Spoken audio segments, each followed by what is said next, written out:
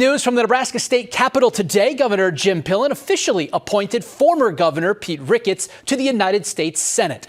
Governor Pillen choosing Ricketts to fill a vacant Senate seat left by Ben Sasse, saying he fits the bill, referring to Ricketts. When asked how different he will be from Ben Sasse, Ricketts said the two agree on a lot of issues.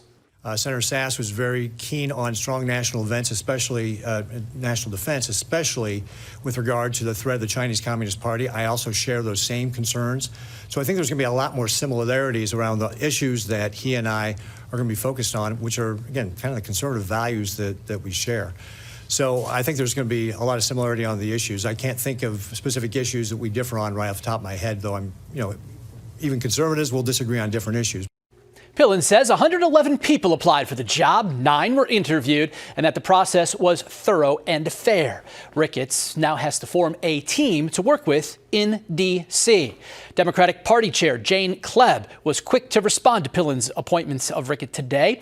Klebb saying in a statement, quote, "Governor Pillen appointed Pete Ricketts in order to pay him back for buying the governor's seat. This is the most blatant pay-to-play scheme we've seen in our state, and it's happening right in front of all of us. Nebraskans deserve a senator who will work for them, not someone who buys elections as a hobby," end quote.